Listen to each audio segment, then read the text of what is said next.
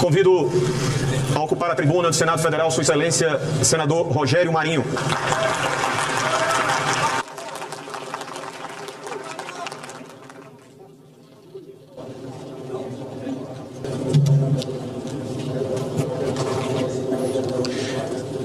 Senhor presidente, senhoras e senhores aqui presentes, nobres pares, povo brasileiro, minha família que aqui veio, a minha esposa especial,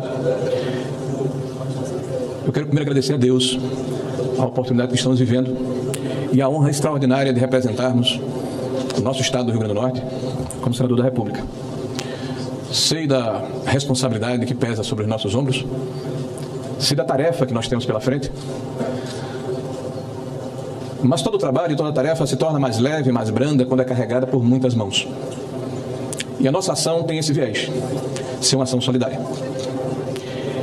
Quero agradecer de início e de pronto o gesto desprendido do senador Eduardo Girão, um homem de bem, que, como disse com muita propriedade, veio ao Senado da República defender causas, sem subalternidades, sem condicionantes, com coragem, com altivez, com retidão, deixando uma marca indelével na Câmara Alta do Senado da República, como exemplo, como referência para a população brasileira, de que é possível sim se fazer política de uma forma diferente.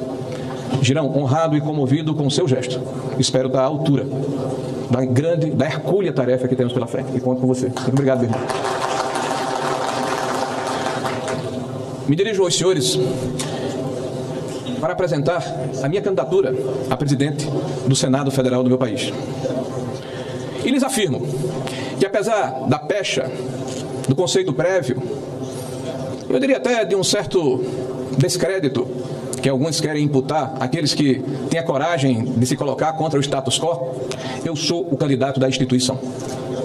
E estou disposto a servi-la, a ela, a instituição. Se essa for, é evidente, a decisão tomada pela maioria dos senhores senadores e das senhoras senadoras na tarde e noite de hoje. Eu correrei, senhor presidente, paraibano de boa cepa, meu amigo veneziano, ladeado pelo piauiense Marcelo Castro, ambos nordestinos, como eu. Eu correrei os riscos e enfrentarei as incompreensões naturais nessa tarefa árdua e nobre de lutar pelo restabelecimento da normalidade democrática em nosso país. Nós queremos lutar para trazer de volta a tranquilidade ao povo brasileiro. Eu irei praticar desde o primeiro dia do meu mandato, sem nenhum constrangimento e também sem nenhum heroísmo, o gesto gratuito do oferecimento e da solidariedade para trabalharmos juntos. Eu cumprirei o meu dever de líder de uma casa de iguais, uma casa de pares, buscando a cada momento representar o interesse coletivo do parlamento e a necessária conexão perdida com o povo brasileiro, representando uma casa que também é a casa dos Estados Federados. Nós não podemos conviver e aceitar o radicalismo e a barbárie, que foi perpetrada contra a própria democracia, através de atos de violência e depredação de patrimônio público ou privado, por quaisquer dos espectros ideológicos do campo político, tanto da direita como da esquerda. Atos assim precisam ser fortemente repudiados, e aqueles que forem identificados punidos pelo judiciário, com o devido processo legal. A democracia é a nossa bandeira, senhor presidente, e une todos que a professam, independente de suas convicções políticas e cores partidárias. Eu repudio todos os que não entendem ser a democracia convivência de contrários, tolerância entre discordâncias, conflito social legalizado e a competição civilizada do poder. Esse é o conceito da democracia. O país, minhas senhoras e meus senhores, precisa de pacificação. E essa é uma das mais importantes tarefas do Senado Federal. Nós estaremos sempre vigilantes na defesa desse legado virtuoso que permitiu, ao longo dos últimos anos, uma melhoria considerável da economia e da questão social do nosso país. Isso foi conseguido a duras penas.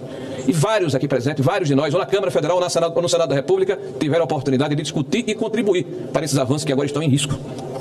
Seremos intransigentes na defesa da liberdade de expressão, que vem sendo duramente atingida, das prerrogativas do mandato parlamentar e da inviolabilidade do mandato parlamentar. E aí quero deixar isso muito claro. Serei presidente do Congresso Nacional. E o Congresso tem as duas casas, o Senado da República e a Câmara dos Deputados. E nós precisamos ter a coragem de defender o parlamento e a prerrogativa dos membros destas casas, de acordo com a Constituição. Se houverem excessos, eles podem e devem ser corrigidos pela legislação atual, ou ainda pelas comissões de ética das duas instituições. Mas não pelo arbítrio de poucos, que, infelizmente, têm cometido excessos em nome da própria democracia. Não há democracia sem o respeito pelas opiniões contrárias, sem a tolerância necessária com o diferente. E não há parlamento livre e representativo quando existe, e claramente isso existe, desequilíbrio entre os poderes. A democracia, senhores, a democracia exige uma relação independente, harmônica e altiva. A omissão diminui o parlamento e ameaça a democracia e, consequentemente, o Estado de Direito. Peço licença para citar alguém que para mim é referência na minha vida privada e pública, o meu avô Djalma Marinho, que foi parlamentar nessa casa durante quase 30 anos, na Câmara dos Deputados. O seu nome é o nome da Comissão de Constituição e Justiça daquela casa. Presidiu aquela comissão por 7 vezes. E ele, na época de 1968, no tempo do arbítrio, resistiu. E o seu exemplo contaminou no bom sentido e contagiou o plenário da Câmara dos Deputados para impedir a cassação de um deputado pelo delito de opinião, apesar dele ser contrário e adversário àquele deputado. Mas ele dizia, e pensei aqui uma frase das tantas que ele falou, como uma lição de vida, que não existe diálogo verdadeiro entre o senhor e o vassalo. Há diálogo entre os que divergem. O diálogo verdadeiro é entre iguais, que são adversários políticos e não inimigos entre si, nem da pátria. E não inimigos entre si, nem da pátria. Eu sou candidato a favor do Brasil, dos brasileiros, da democracia aberta e franca. A minha luta é a luta de um grupo de homens e mulheres livres que querem restaurar a altivez e o protagonismo dessa instituição. O Senado, meus senhores e minhas senhoras, precisa funcionar pelo bem do país. As comissões temáticas, as audiências públicas, os debates e a participação popular serão um indutor da volta da conectividade perdida entre o Senado e a sociedade brasileira. E isso atestado, infelizmente, por pesquisas que nos colocam, em termos de credibilidade, abaixo de 3% a 4%. Esse é o meu compromisso. Nas últimas eleições, e invoco o testemunho daqueles que aqui estão, dos 27 senadores que poderiam renovar o seu mandato, apenas 5 lograram êxito. Está claro que a nossa instituição precisa de mudanças de rumos e de atitudes. O Senado não pode se furtar de participar dos grandes debates nacionais, exercer o seu papel de casa da pacificação, da moderação, da resolução dos conflitos sociais e políticos que se apresentam ao longo do tempo.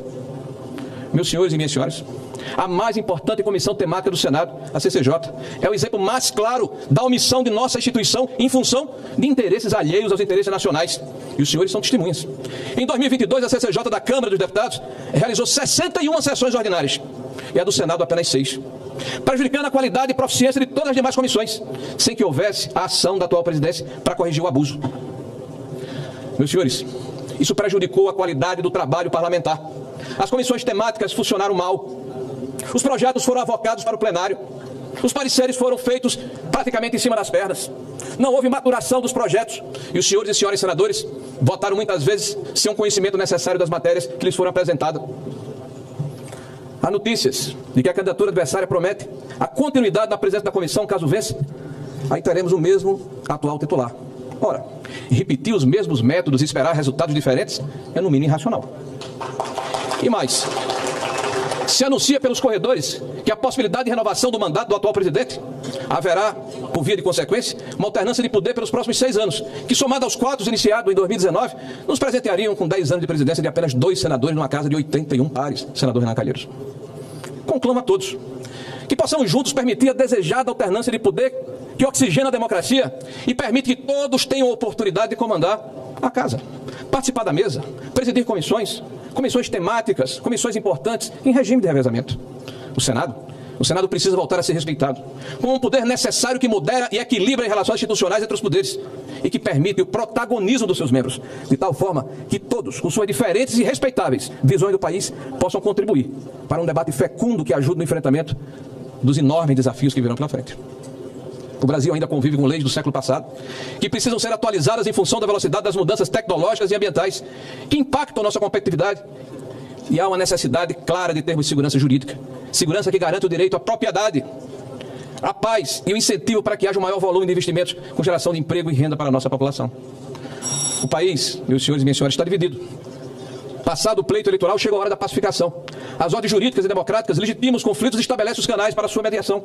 Por isso, não podemos abrir mão da Constituição, nosso escudo e manto protetor. Precisamos da segurança jurídica e da previsibilidade institucional, sem fazermos concessões para atalhos ou métodos que sabotam o Estado de Direito e que fragilizam a nossa liberdade. Chegou a hora de olharmos para frente. Cabe ao Senado da República o importante papel de restabelecer o necessário diálogo institucional com os demais poderes da República, para que cada instituição cumpra as suas atribuições à luz das leis do nosso país, como condição precípua para o fortalecimento do Estado de Direito defendido por todos. Agradeço a indicação feita pelo meu partido para essa importante missão, ao presidente Valdemar Costa Neto, que nunca nos faltou. Já está assim tão próximo de terminar? Aos líderes, vou tentar ser mais breve, seria mais longo aqui, a todos os líderes partidários aqui, os republicanos, ao PP, aos senadores e senadores independentes, é tempo de unir, reconstruir e pacificar. Essa é a tarefa de todos nós. O Senado que sonha é um Senado composto por homens e mulheres de mãos dadas, cada um expressando seus sentimentos. Um Senado harmônico e independente, que respeita os demais poderes e tem deles também a mesma reciprocidade. Um Senado que não invadirá limites constitucionais de outros poderes, mas que terá em cada um dos senhores senadores e senadoras que adotarem essa tese sentinela do Capitólio, para alardearem com veemência a sua inviolabilidade. Não haverá oposição ao país, mas sim independência e vigilância necessária e um parlamento livre e altivo, pronto para ajudar o Brasil a se modernizar, crescer e evitar retrocessos. Nobres pares, peço por fim o seu apoio, confiança e solidariedade, para juntos fazermos um novo Senado, reconectado com o povo e afinado com o sentimento de paz e união do novo Brasil. Viva o Senado brasileiro, viva o Congresso Nacional, viva a liberdade, viva a Constituição, viva o povo brasileiro. Muito obrigado. Obrigado, senador. Obrigado, senador Rogério Marinho. Nós encerramos assim os pronunciamentos.